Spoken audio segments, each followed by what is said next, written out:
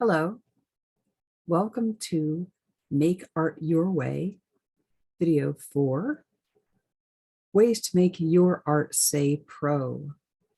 We'll take a look at a few different hints and tips to make your art into a real art object and deepen your experience in making art your way. I'm going to share my screen and we'll take a look at a quick few videos here. Let me set up my slideshow.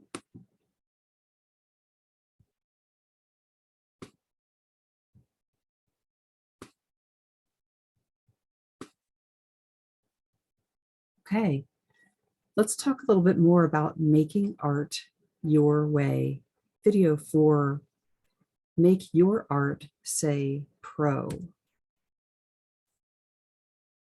In this example, we're going to be talking about acrylic painting, about the background of your painting. The background of your painting is very important. You want to make sure to fill in the canvas completely. And I've started a video of our artist, Wolfgang, filling in the background of a new painting. And he's using orange paint to make strokes across the canvas. And he's taking some time to actually fill in all of the areas. And it's because canvas is, of course, fabric. It's going to take some time to really fill that in. So I would encourage you to make sure to fill in your canvas completely in its first layer, the background. Take time to cover it and don't leave any holes. You can always add colors or even paint the whole background over again. It really helps to add texture. You can change the pattern of colors in your background, and you can even paint over the whole thing. It really gives your painting presence when it has a background that at least contains a few colors. You could also practice making marks in the background, so you kind of get a sense, and this applies to if you're directing somebody or just collaborating with somebody as well. It's just important to fill in the whole painting at its base stage.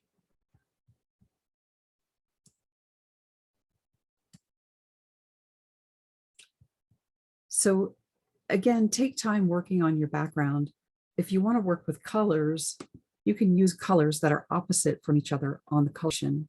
You can practice making marks and designs. And here we have a video of our artist Wolfgang background, and now he's putting blue in different shades of blue, and maybe blue-green on top of that. And so it's a good example of using colors that are opposite from each other. So if you get a chance to work with the color wheel, take a look at it and just know that if then they'll really pop out from each other on your painting.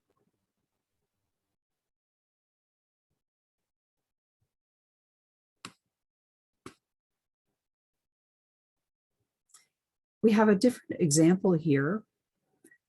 This is a collage with acrylic painting example where the artist is Thor and he is using mixed media pieces of cut collage images that he likes, that he had cut from magazines and catalogs using medium. And medium is a lot like glue. It's on white so you can see it, but it is clear.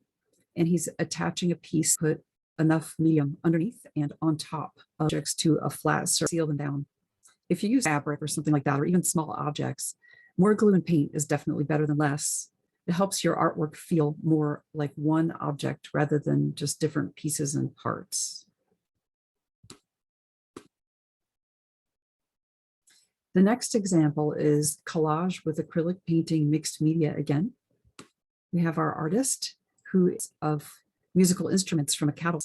So if you like certain things or maybe you collect small objects or object has, if you use these things in your art, chances are pretty high who likes the same things. Are other people who like musical instruments, maybe, as you can see in this example here, with a thin layer for the background. We were just talking about the background of collage or assembled painting. You just need to keep the layers translucent. So use plenty of matte medium and make sure that the layers stay sort of see-through, and you can add as many layers as you like. So your subject matter, if it's collage, can actually attract people who are also fans of that particular topic. Makes people interested in your art.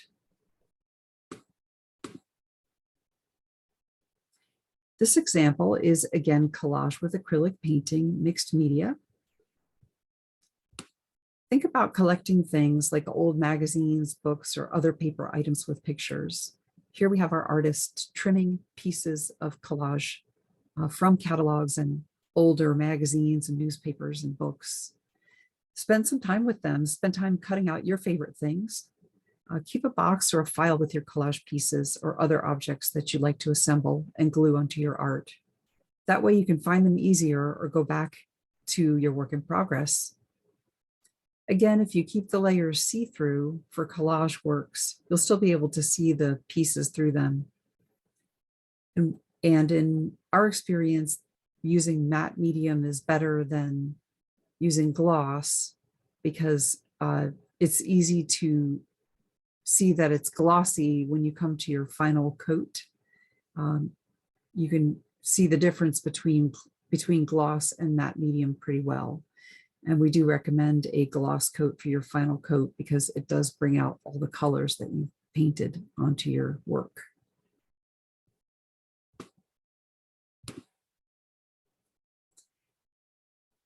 In this example, it's acrylic painting. If you're working with someone or collaborating, it may help to get a demonstration of different marks and choices. In this video, we have a collaborator who's demonstrating marks, and our artist is painting the marks in his way on his canvas. In this example, the artist actually went by a photograph of a picture of a hanging flower basket. When it comes to your subject matter, you are making art your way. So whether you're making marks or directing others, you should make sure that any collaborator or person helping with your art knows your ideas about your art. Look for basic shapes when you're working on your subject matter: circle, square, rectangle, oval, line, triangle, or maybe even star. It's an easy way to break down the shapes in your subject matter, and that way you can work on making marks to convey those shapes. And we have an example here of the collaborator or assistant person and the artist working on separate paintings or separate examples, but together. And this video is now showing an example where there's a demonstration of a circle, and the painting is, as I stated, a hanging flower basket. So this is the shape, the general shape of the flowers in the basket. So it's a circle in red paint, kind of getting filled in by the demonstration that the collaborator is demonstrating. And now the artist is filling in circles on the canvas. To make the flowers pop out, the shapes were first painted in white. So now he is filling in the shapes in red and painting the flowers that way, and working very independently, filling them in, using the example to go by. And this section of the video shows a little bit of variance in the color, just to make it more interesting, not just one shade of red being used, but different shades of red and maybe a little bit of purple in there too. Again, just have patience with the marks that you're making. The more colors and variety that you have, the more interesting your painting will be. Most likely it will need to dry in between sessions, because then you'll be able to go back and add more layers. So you'll want to have a place for your painting to dry. And you can see that this is a pretty complex little painting with the different kinds of marks that are the foliage parts and the flower parts. And it all started on the orange background that we looked at earlier in the presentation.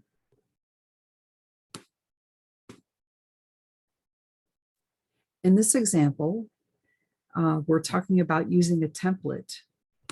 So you might find it handy to use a template to guide yourself in pretty much any part of your painting, or to guide a mark in your painting, even if somebody else is doing that under your direction. In this example, we used a template for a signature. for yourself, you can make a template for anything. We have, in this example, cut rectangular shapes out of a piece of paper, and the artist is using it to put his signature on a painting. And it also has the spelling of his signature above each little rectangular hole, so that he can practice doing his signature on a separate piece of paper anytime. An artist's signature is important. It can be made in many different ways, but it should look pretty much the same. That's how people tell that the work is signed by the artist. So this template has been very helpful and allows a pretty consistent signature for this artist. And practicing the signature is always a good thing.